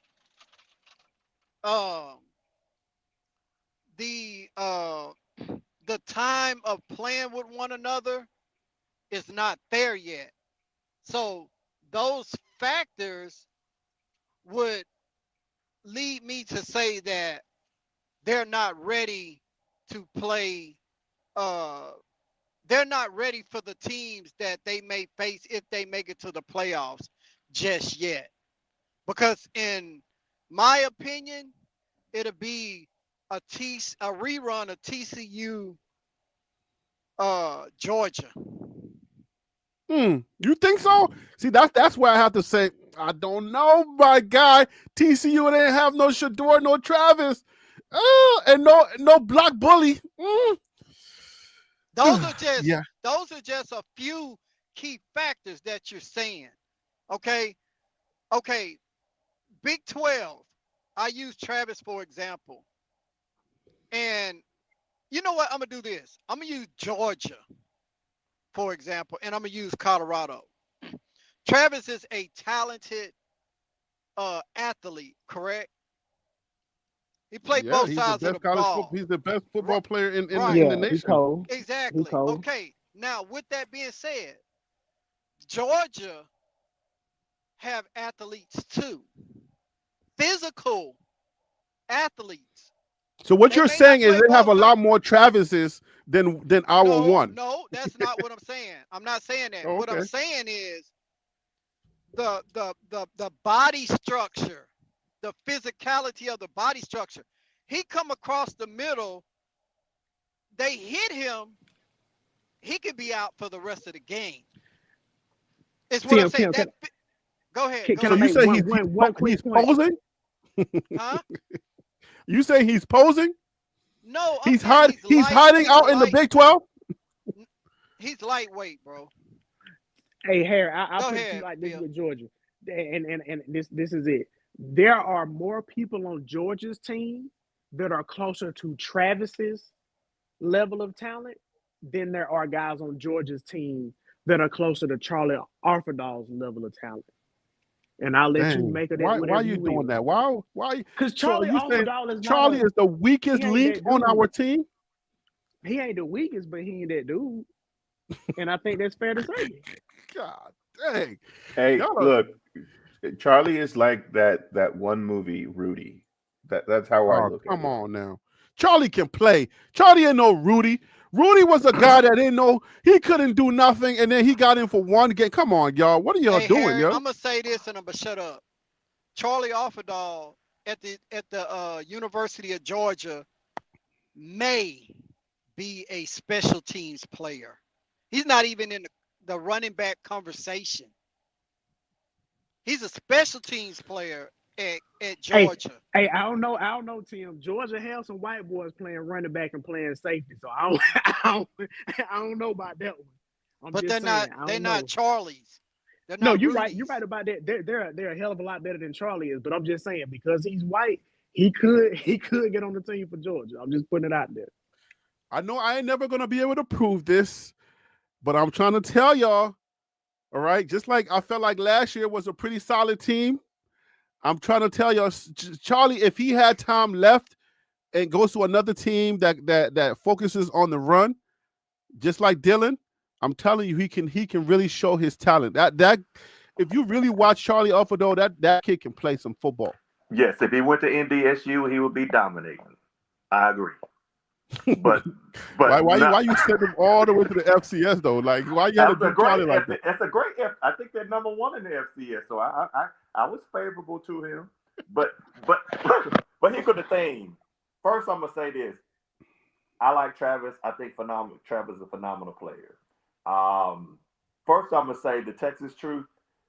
I'm about to send you a biscuit because you've been getting these 2 pieces in the comment all doggone day.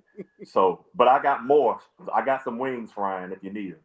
The other thing I'm gonna say is that when you come, I like Travis. I think Travis is a phenomenal player. But I got a question: is Travis the most important player? While we say he's the best player in college football, is he the best player because of his team need? Or are we saying that he's the best player that plays the most minutes? Because if we could say, is he the best wide receiver in college football? I'm going to say no, a resounding no. Is he the best DB in college football? I think that he probably is one of them. But if we're sitting here saying it, because like we're measuring Travis, and I think Travis is a phenomenal player, and I think he probably will go number one. I just think I'm asking the question of how are y'all basing is he the most important player to his team? Is he the most the best player that plays the most minutes, or is he the best at either one of those positions? So I'll make a comment on that. I think he's one of the best defensive backs in college. His ability to ball hawk is really good. I enjoy his intelligence when he sees he just looks at the quarterback really effective when he does his thing. As a wide receiver, he's not the best wide receiver. I don't think he is the best wide receiver. But he is good at what he does as wide receiver, and what makes him so good at cornerback is because he understands how what the wide receiver does. So he uses both ends to understand how to deal with situations. Is he the best athlete in college? Yes, he is, because based off of how much he plays. So he is going number one, I believe, because when you talk about an athlete like Travis and what he can do on both ends of the football, I want to use him in the NFL. I mean, it may not be full time using him both ways, but his intelligence, his IQ, football IQ, is amazing.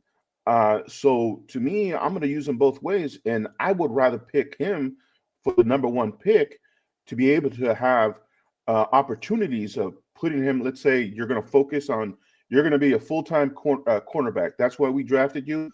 But I'm going to put you on the wide receiver, not as full-time, but as when we need you in situations because of his football IQ and how he's able to do that.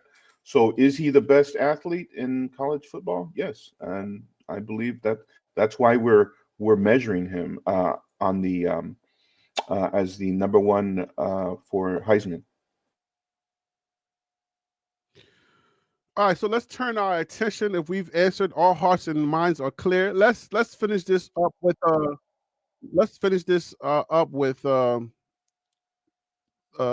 a little bit about Utah, and we only have a few more minutes left for the show. Let's talk about Utah, and let's talk about how Colorado fares up with Utah.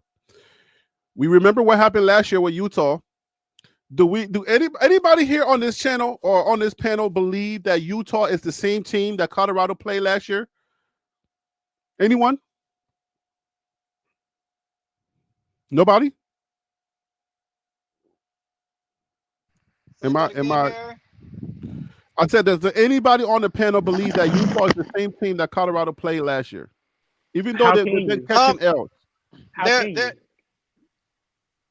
I mean, I said it in the beginning of the season that when they get around to this game, they have a nutritious issue going on in Utah, and we back to exactly the way it played out last season. I think their defense may be a little bit stronger than it was last season. Utah's defense or Colorado's? Utah's defense is stronger than what it was last season because those same guys got a whole nother season to gel together. So that would be the only thing. As far as offense, the offense is going to be worse than what we've seen last season. All right, so let's go through it, and then we'll break it down, talk about it. I saw a tweet from Brian Howell, who covers the Bucs. He said that Utah got hit with another unfortunate circumstance where even the freshman quarterback that they had, even him got a season-ending injury. So I don't know. Is there a fifth string? Like who are they going to play? Like the water boy, Rudy? Yeah, Rudy is playing. Saturday. Yeah, no, they have walk-ons in those situations. It may not look pretty, but they will have somebody. At least it's not the NFL where you got to have a cornerback that used to play quarterback 15 years ago trying to play. So let me just ask this hypothetical that's going to get me into trouble. Colorado loses to a walk-on to Rudy. What are we saying on Saturday? Before I press play on this thing, Colorado loses to this. They're gonna put Whittingham on the pedestal. They're gonna talk about how great of a coaching job it was by Whittingham, and then they're gonna talk about how Colorado wasn't able to live up to the moment because all they got to do is win out, and they lose at home against a team they're favored to win by double digits. They're gonna get that smoke, and I think it's well deserved. There's no reason why Colorado should lose this game. Exactly. Okay. Now, with that being said, I got something for you, Harry. Okay. And to the rest of the panel, I know Phil, CU fan, you may know, but I know Phil and DC gonna know. Their defense is pretty decent. They're gonna get after Shedeur heavily because that's the only way they have a chance of staying in the game. With that being said, I'm thinking. Well, let me put this out there in the atmosphere first because I know the chat gonna crucify me. That Texas Truth is crucifying DC right. and Phil already. I think Colorado will win by 21 Saturday. Okay, let me put that out there first. But by like solid 21, like they're gonna score enough that the score is gonna be like 21. It's gonna. Okay, go ahead. Last week I said they're gonna win by 14, and it happened. But anyway, moving forward. Mm-hmm. That horn loud. I ain't mean to toot it too loud. But anyway. I know. What I'm gonna say is the Florida State had a quarterback, one of the best quarterbacks playing last season go down to an injury that left him out, but they relied heavily on their defense, and their defense carried them the rest of the way. With that being said, Utah almost beat BYU last weekend that leaned heavily on their defense. So Florida State was able to get it done, but I don't think that Utah's going to be able to get it done. But just to throw that out there in the atmosphere, don't be surprised. Tim, stop wasting your time. Colorado's offense is 50 times better than BYU's offense. That's why Colorado was favored to win the Big 12 championship. Wait, you said Stop wasting our time, Tim. It's 10 and 2 to you this year, baby. We ain't worried about no stake in Utah, man. What you talking about, Tim? Come on now. Hey, Tim. Hey, Phil has been baptized. You better come on over here and stop playing those Bama swamp. Right, Tim. It's 10 and 2, baby. What you talking about? You know what? You're right, man. Let me grab these pom-poms. Yeah, right. Like, you better stop playing in the Alabama bayou. Do they have a bayou in Alabama? That's fake news. That's fake news. They got a bayou. They got a bayou. They got a bayou in Alabama? It's a small bayou. Okay, stop dipping your toes in those bayous in Alabama and come on over here to Colorado, where we got a bunch of hippies who love black people. Okay, stop playing with me. Let me press play before I get into trouble. Let's go. Those hippies love black people. Okay. Another big noon game we got, and that is Utah at Colorado, noon on Fox. The story on No Dawn is, can Colorado continue to control its own destiny? Because 2 years ago, Colorado tied for the worst record in college football at 1-11. Now they're 7-2. They control their own destiny for the Big 12 title, and by extension, control their own destiny for a college football playoff spot as well. But they must win the remaining 3 games, which starts this Saturday against Utah, who almost beat BYU last week in a 22-21 loss for the Utes. So Utah is still a dangerous team for Colorado to look at here, but Colorado right now controls their own destiny. But if they lose, that opens the door for a lot of other Big 12 teams to maybe steal that conference title game spot from them. Yeah, I mean, is anybody, since this is a question show, if anybody looking at the bracket and those other teams that are right behind Colorado and saying, OMG, this could get messy? Anybody entertaining that at all, either in the chat or on this panel? Is anybody thinking, like, man? Yeah, this could get messy. Like it can get messy. Yes. And real quick, let me give y'all the college football standing so y'all can see what I'm talking about. Because this ain't crazy.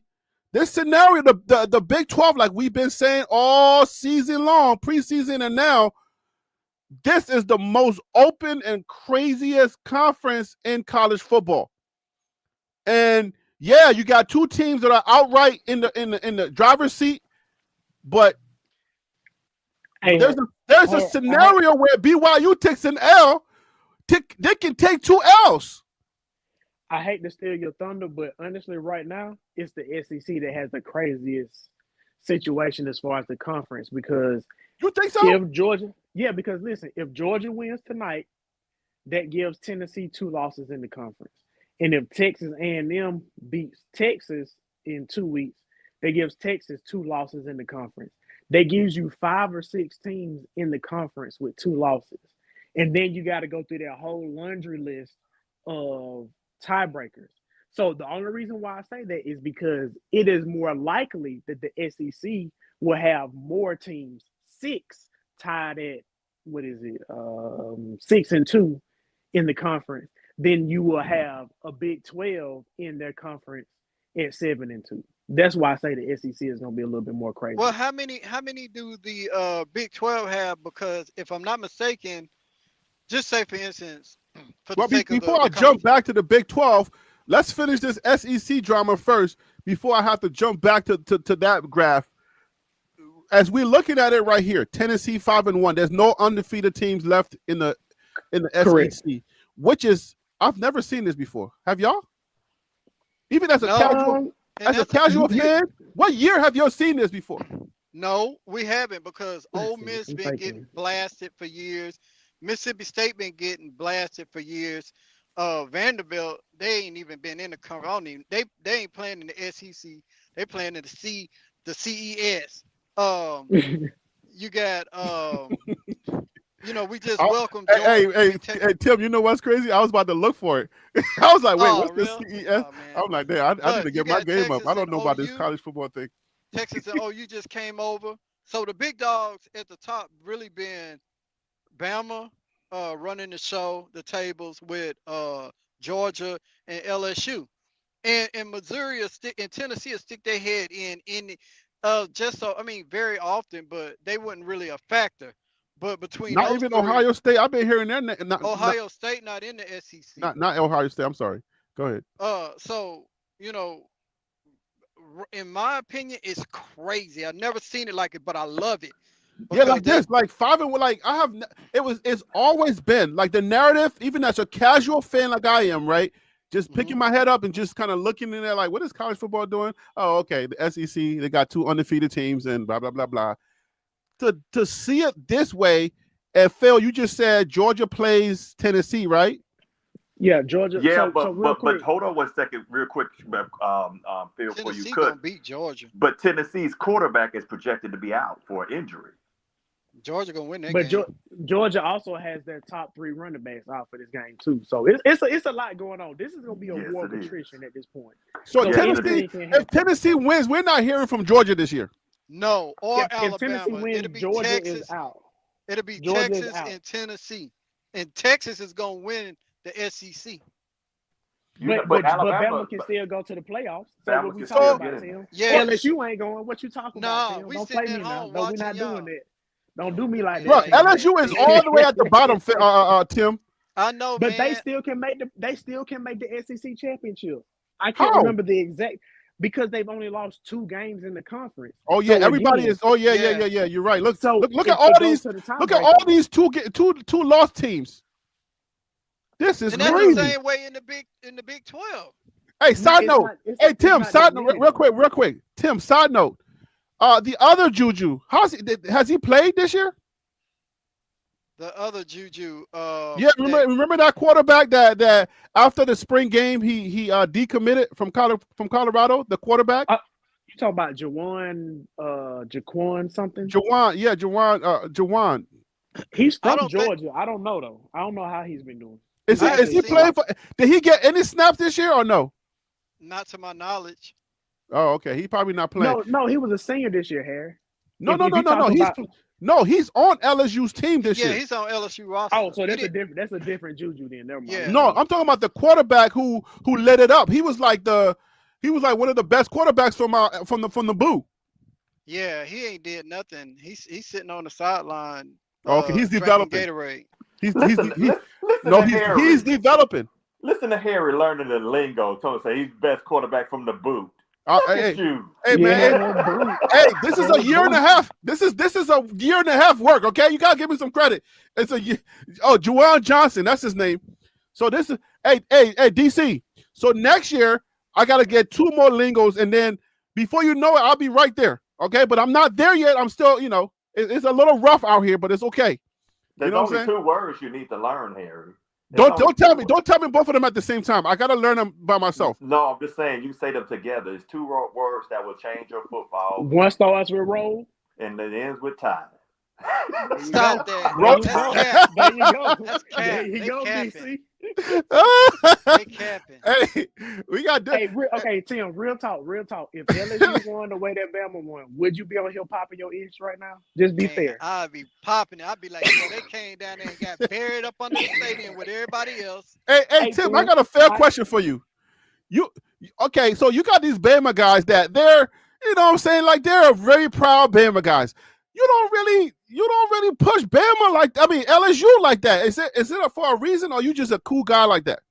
No. I mean, I don't want to sit and talk about LSU Like, that's what you can expect that from Bama fans. They're gonna talk about Roll Tide all day long. Hey, regardless of listen, whose show we would they be on. doing an in-game. We would be doing an in-game commentary for Colorado, and Phil would be like, "All right, listen, Harry. I know you're over there, feasting on your Colorado stuff, but let me give you a Bama update real quick." And I love it. I'm just trying to make sure you know what's going on around the whole the whole solar system of college football. That's all. He's trying to help make me it about learn. Bama. He's trying to help me learn so I can run a better channel, which I appreciate. But I know that's not the only motivation. Yeah, and CU fans in the chat like probably looking at their phone or their computer or TV like, man, this is supposed to be a CU. I know, channel. right? Why is he always talking about Bama? He need to go over there to a Bama channel. Yo, but that's No, but I love it. that's not the case. Look. I look at it as a football channel, Thank you.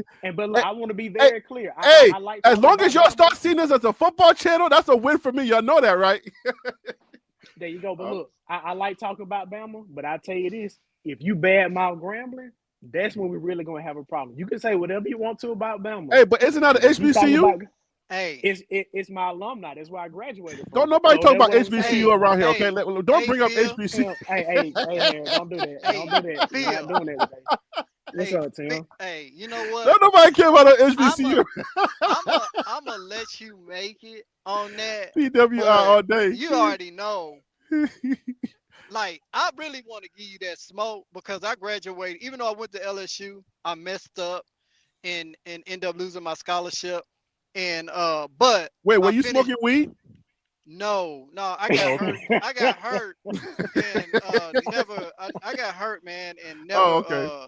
Never recuperated, and I wasn't as explosive as I was when I first got there. But anyway, Pause, right? Hold on, Tim. We ain't gonna pause that? Tim. Hold on. I one went to second. Southern. No, Hold he on one ran second, track. Tim. He ran Tim, track. That makes sense. Tim, hold That on makes sense. 1 second. Tim, Yeah. I want to know if you got hurt because you was messing around one of them Cajun women. One of the Juju. Creole women. Speaking The of Creole- Juju, oh, that's worse. That's worse. Yeah. Hey, my college sweetheart was from New Orleans. She went to Edna Carr. Listen, this Never guy's ready to again. change his photo again. and then never again, man. College No, sweetheart. I ain't messing with nobody from New Orleans ever They again. different. They did different. for real. He said they're different. For real. Hey, For hey, real. let's get back to this Let's get back to this football chart that we're looking at. Okay, this They y'all like say Puerto it's messy over there in the SEC. It's a little bit messy over here for us too. Okay, so there is a chance that the 5-1 and the 6-0 add a second number on that right side. In that case, can anybody break this down how this happens? Because Colorado, let's say Colorado wins. First of all, do y'all agree that we need BYU to stay undefeated? Do y'all agree? Yes, Yeah. you do. You do. Yeah. I feel like everybody should be cheering for BYU to stay undefeated because of the conference, because of college football as a whole. We need this as a conference. Hold on. Do BYU and Iowa State still have to meet? No. No. Okay. No. Okay. BYU Okay. can possibly win out, but they've been faltering. I don't know what's happening with the water at BYU. I don't know. You know how if you've been bad, like you just don't know how to stay good once you go good. I don't know what's happening, but they have to win out. They have to stay undefeated for the conference to have an argument just in case for two teams, right? Don't BYU play Kansas this week? Yeah, they played them this week. I which will be a got good game, Kansas. I got Kansas to give BYU their first loss. Oh Lord. Well, Okay, but hey, Tim, Harry. but do you want Kansas to have confidence going into the Colorado game next week? They don't beat Iowa State, then beat BYU, the top two teams in the conference. Now they have a chance Yeah. to beat the third best team in the conference. Do you want them to have that type of confidence going against Yes, Colorado? I want them to have that type of confidence because once we beat them, that's going to give us that confidence going into the Big 12 championship game. Hey, against I respect the BYU. truth. I Let me respect put the truth, Tim. Let me put this one in Liberian. My Peking. Tim, my Peking. I don't know. They want here. I know. I don't think I want Kansas to have that kind of confidence, my brother. Woo! That one is giving me. It's giving me nerves. It's giving me nervous. Yeah, Tim, I'm gonna tell you now, brother. I know you like that moonshine, but don't be drinking that stuff that's made in old car Yeah, radiators. Tim. I'm Tim, just I don't know, Tim. Tim. Let's Man. talk Hey, about. tell her they don't know nobody raccoon juice, Tim. They don't know nobody That raccoon juice. Hey, listen.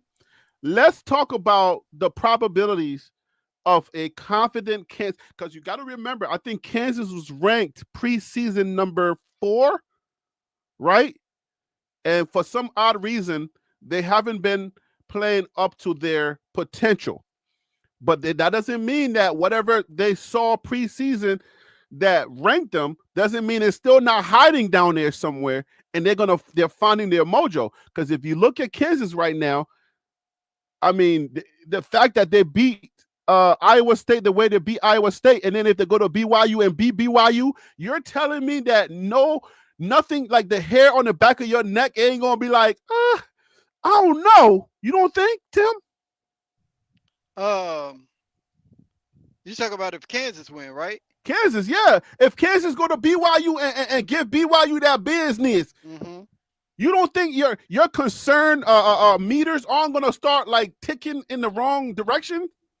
No, Okay. All right. because I don't. BYU is good.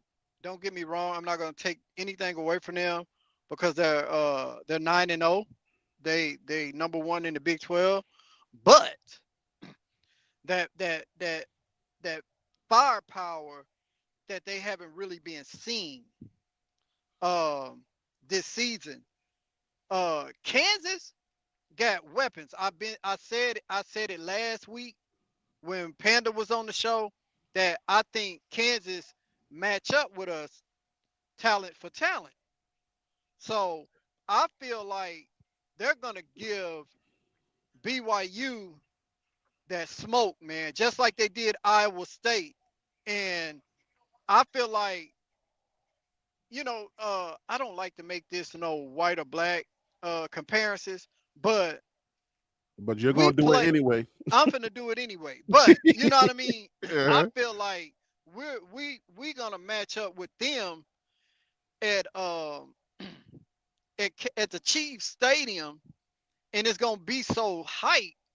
I feel like our players are better than their players, even though they got good players, and I'm not gonna take it away from them. But I just feel like we have the edge over them. But I never counted Kansas out the whole entire season because of what they can do. I know what they can do. I know what Texas Tech can do. I know what Oklahoma State can do. So I'm not going to underestimate none of those teams. Right, me neither. But I got a slight pushback though. I think I want to agree with my tie just a little bit. You're saying they match CU talent for talent. I would have to say no, because I don't think they can match Shedeur. I don't think they can match Travis. So Travis is one individual. But you said talent for talent. But talent for talent means the average. That means the average. Best from the best to the worst, not just the best. If you want to base it off of the best, nobody's going to compare against Shedeur and Travis. I don't think anybody in college football can. But as a whole, from top to bottom, you can't compare. But guess what though? If their talent, listen. Let me put it this way. I feel like our cornerbacks, the people haven't talked enough about our cornerbacks. Have y'all noticed they've been locked down this year? The last couple of games. I don't know that Kansas is matching our cornerbacks. I can't say that. You know what I'm saying? Let me tell you something, Harry. Let me throw this side note. Okay, you see what happened to Silman Craig in the Texas Tech game, right? When he went up against that tight end, and that tight end caught the ball, they put that tight end on Silman Craig because they knew it was a mismatch, right? Kansas State have trees.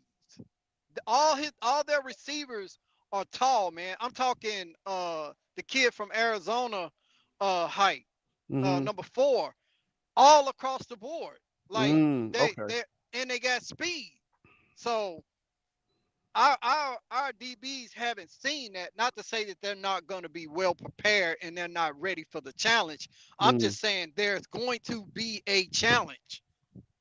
Let's Okay. not forget Yeah. they have Kobe So- Bryant, which is a cornerback that's gonna that's an NFL caliber cornerback. So they can match you to a certain degree. He can most certainly match you up. So Hey, that's something to so consider. yeah, Colorado's not I'll have to losing give this shout game. out to Prime Effect 101 saying that CU has a squad, because I think we've been highlighting all of the hello. we've been highlighting like the key players, but I think as a whole, even like Cash Cleveland, whose microphone is that? Even Cash Cleveland coming in the game and posing as a leader and being a leader, those are like little hidden gems that Colorado has, and I think everybody's gelling. But guess what, guys? It is after 1 o'clock. Y'all know the deal. Let's get up out of here. Final thoughts, please. We didn't get to the guys at PFF this time, but it's all good because for some reason, man, I feel good about this show. This show was fun. I like the way that we talked today. I don't know why. The energy was hot. So for me, it was a good show. I don't know how y'all feel, but I'm going to start with you, CU fan. Your final thoughts, please, because I got to get up out of here. It is 1:03. My hard out is 1 o'clock. Do you want scores as well? No, let's not do no score. We're not worried about the score. I want us to watch the game, and hopefully we can talk about seasoning. If we can get to seasoning, then that means we're comfortable. If we're going to be nervous again, I don't want nobody to feel beholden to the scores. Just give me your final thoughts, please. Let's get up out of here. 30 seconds. I believe that we're just going to win this game. There's a lot of things that have happened to Utah that they're suffering through. End of season games are really tough because, injuries, people being replaced for not playing well. I believe just because of the fact that we have that depth and we have the ability to go in there with the amount of talent that we have, we're going to win this game. And it's going to be a game that we may see stop just because of the fact that, we're just going to beat him that badly.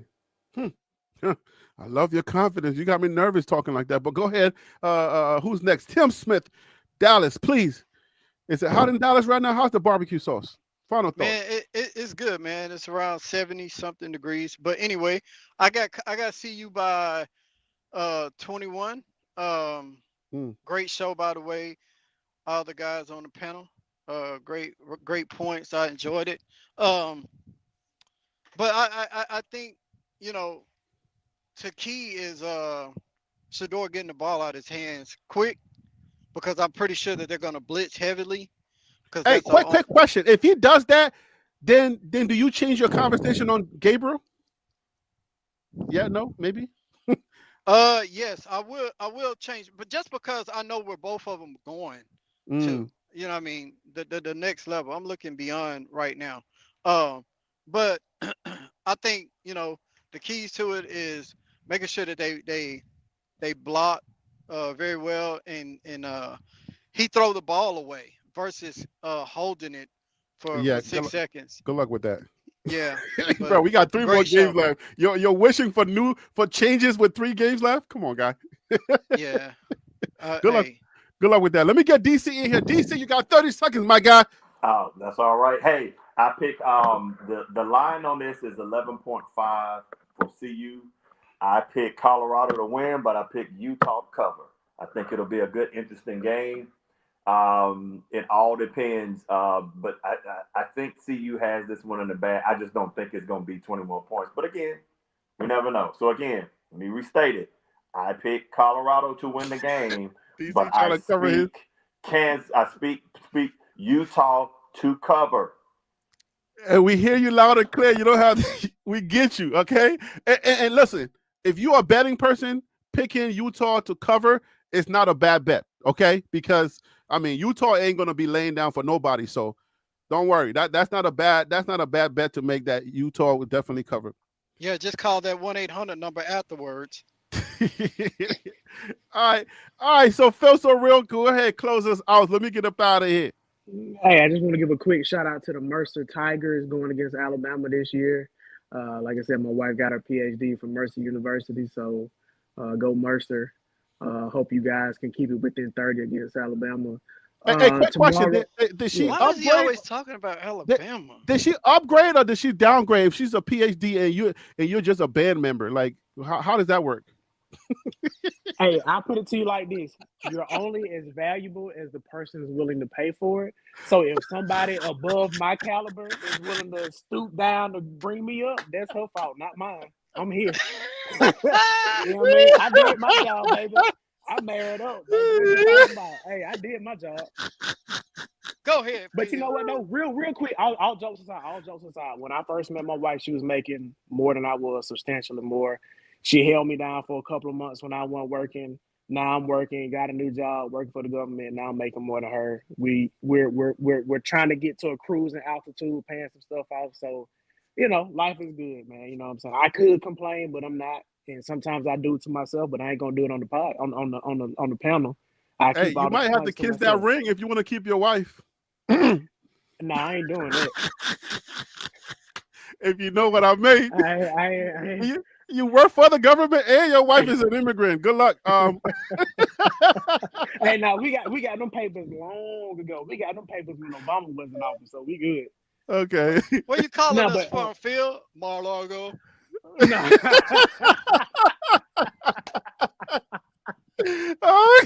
No, hey, I said, wait a minute. Are your fingertips orange? Look. If you know anything about Georgia, I would say I'm up in Stone Mountain. That's where the Klan used to have their rallies, but you know, that's a whole nother conversation. Oh Lord. But real quick. I know you got to get out of here. But as far as the game tomorrow, I do want to say when I come on tomorrow, I'm gonna be talking about seasoning because I think this game is gonna be over with fairly quickly. I think Colorado. I feel very confident about the game tomorrow. And it's not just because of how good Colorado is, because I think they're a really good team and they're going to do their job. But unfortunately, Utah just got hit with the injury bug this year. They're not at full force. And I think Colorado is going to do what a good to great team is supposed to do against a team that's injured-ridden and blow the doors off of them early. So, hey, man, I need you to hold me down tomorrow because I think most people on this channel kind of know that I'm a wreck when it comes to game days. Okay, so I got you, Harry. I'll keep you off the ledge. Please keep me sane tomorrow because I don't want to. I want to be talking season like within the first after the first quarter. I want to start talking about who has the best seasoning. Okay, so let's do that. All right, guys. Look, man, this is actually one of my favorite shows today. It's been really fun. It was being lively because I like when things are lively. So thanks to everybody that was part of it. I appreciate you, CU fan. Thank you for rocking the cross on there, representing our Lord and Savior Jesus Christ. Hey, Tim, rocking the Tims from New York City. You know what I'm saying? You know what I'm saying? DC, you got to change that photo because let me just tell you, you look like a Mexican, you look like a Native American, and you look like a cop that's been rescued from jail because he did something wrong. All of that is in your photo, so maybe you might want to upgrade that photo. We are the original Native Americans, though. We are the original Native Americans, so be careful when you start talking like that. I'm just saying, like, I don't know if he's Mexican, Native American, or a cop that was rescued. So I have no idea. I am Native American. As you know what my Native American name is? Blackfoot? No. Slapaho. No, it's that's my nickname. But my real name is Chief Bring the Smoke. That's my real name. Chief Bring the Smoke. Hey, Harry, real quick. Yeah, Tim, go ahead. Love and Liberty went live last night in Colorado, and he got a good video up right now with Shador speaking at the Nike store. Oh, nice. Yeah, man, I love his content. Love and Liberty got some good stuff. That's why I support Love and Liberty. So, and y'all seen him on the panel. Last time he was on, he came late today, but last time he was on, he was showing us the Colorado background and whatnot. That's my favorite white boy in Colorado. So I told you those hippies love black people. So anyway, hey, Love and Liberty, real quick, can you tell us what time those activities are going to be if you're going to be going live? Just a ballpark. I'm assuming it's going to be like 10 o'clock, 9 o'clock Eastern. You said what time they're going to do what? He said he'll be live for some of the pregame activities. So I was just trying to see like a ballpark of what time that would be. Because if I can support, I definitely will. Oh, okay. Well, hopefully he drops in the next couple of seconds because I got to get up out of here. Oh, okay. So he says 5 a.m. MST. That's Mountain Time or whatever that is. Yeah. 5:30 So that's 5:30 7 a.m. o'clock Eastern, 6 o'clock Standard. We good. Okay, yeah, my math ain't that great. Even if it's three numbers, I still get it wrong. So, hey man, but this has been a great show, guys. Have a great evening, and y'all know I'm coming back tomorrow so we can live stream and we can talk commentary and stuff. Hopefully, we're talking season. Hopefully, we're not nervous. Talk All right, to you brothers on tomorrow. all right, man. Y'all take care. Y'all hold it down, You guys have a man. good one.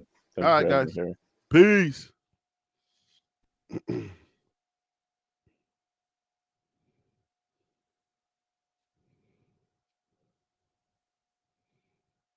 Peace out, guys. Wonderful show. Love and Liberty, Prime Effect 101, My Tie, everybody. Y'all take care, y'all. Peace.